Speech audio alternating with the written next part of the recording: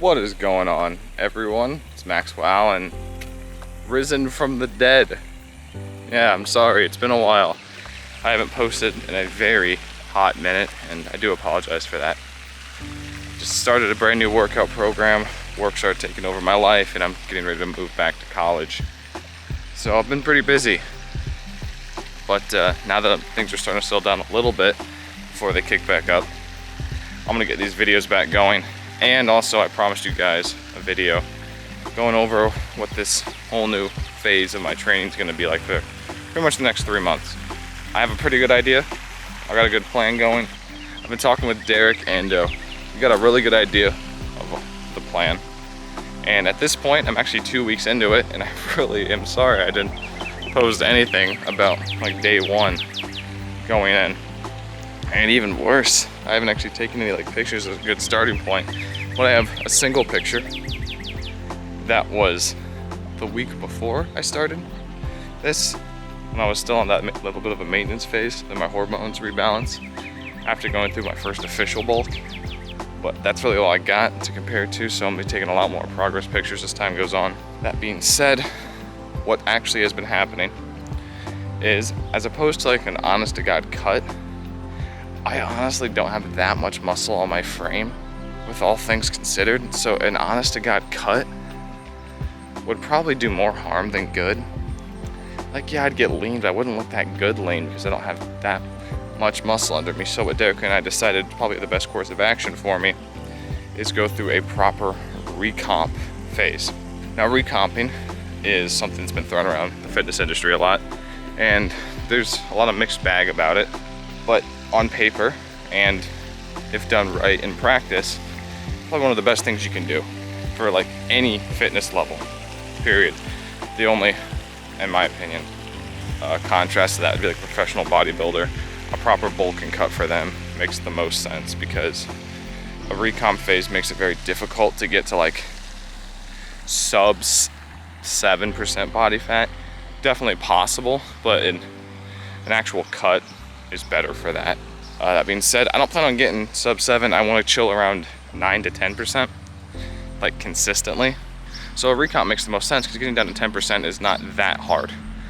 Like 9 out of 10 people can get down to 10% without even trying that much.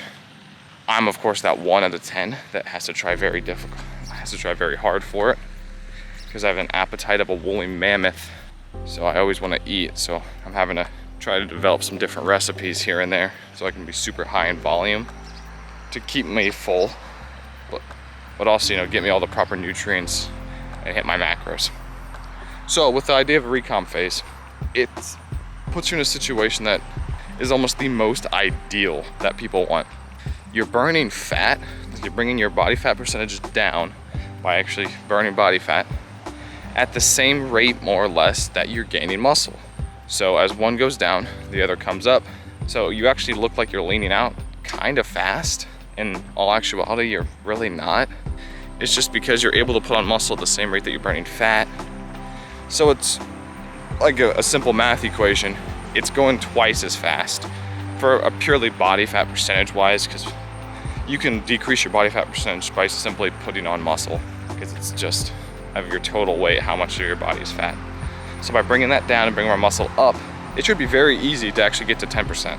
Because right now, when I started the recomp phase, I was 183 pounds. I was able to maintain 183 to 185 for that whole month prior to this. Ooh, alfalfa sprout.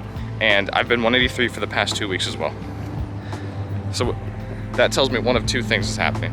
Ideally, I am actually losing fat and gaining muscle at the same rate, which would make this recomp phase be working. Or two, somehow absolutely nothing is happening and I've been stagnant for the past 2 weeks, which I really don't believe is the case, considering my strength has gone up a little bit.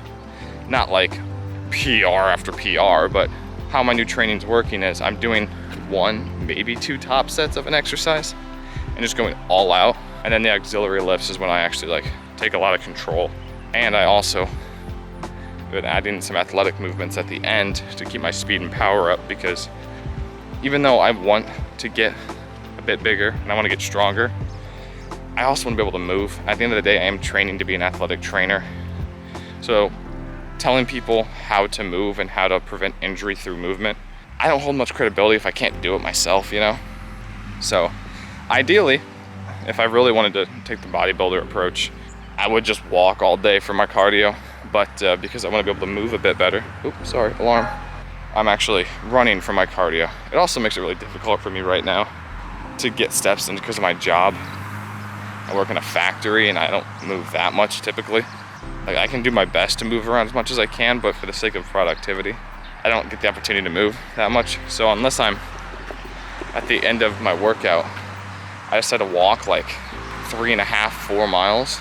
Odds are I'm not getting at least 10K steps a day, which I could walk 3.5 to 4 miles, but I also need to get my food in and get a proper 8 hours of sleep, which is actually next to impossible with all the other aspects of my life. So I'm actually opting to run instead, so I can condense the amount of time I burn calories.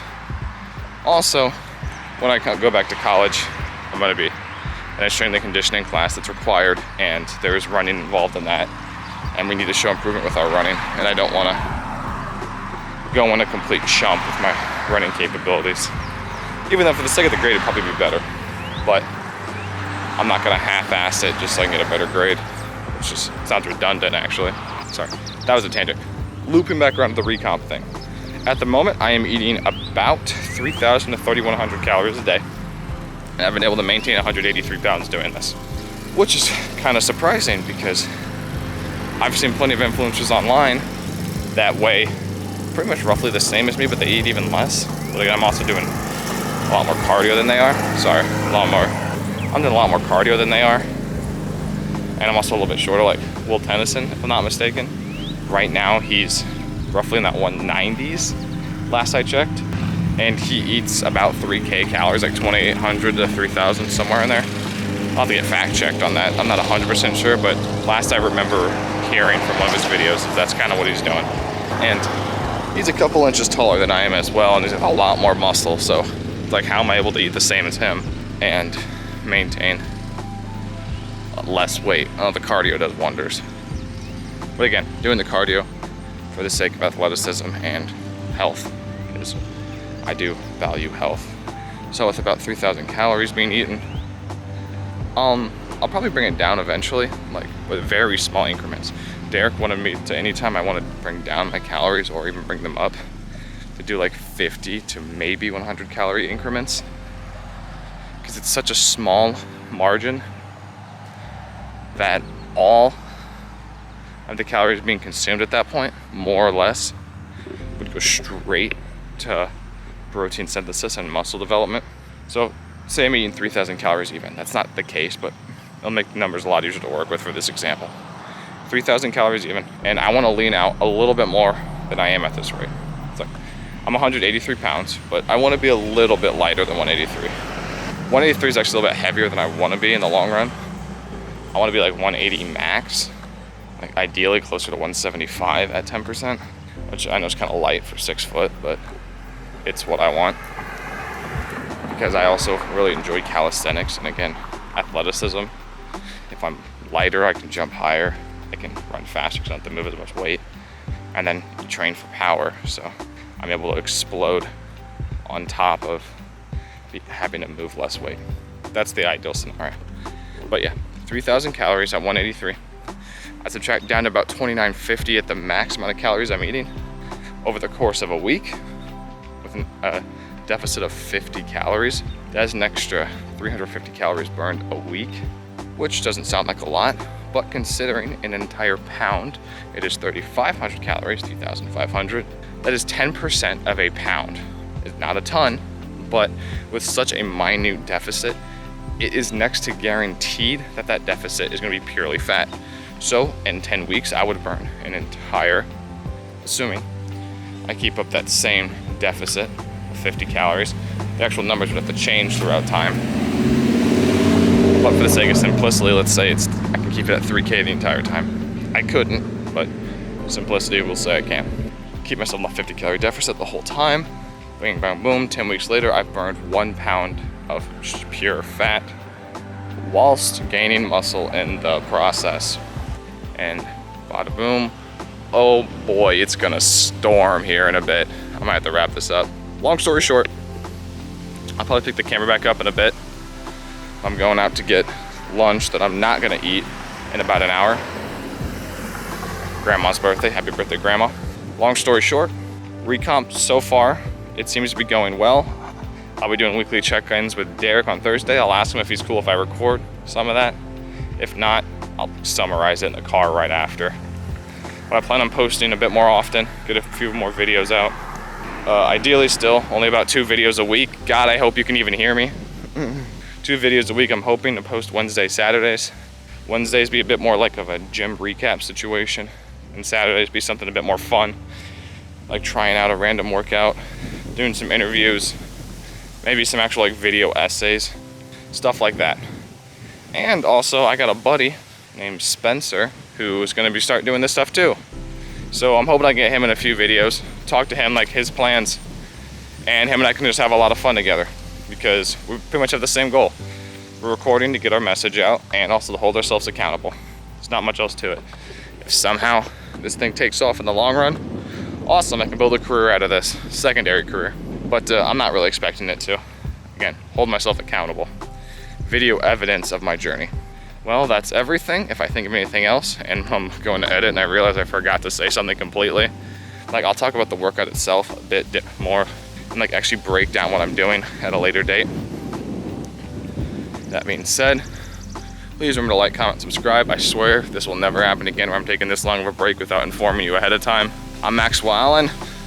Follow the Instagram. See ya.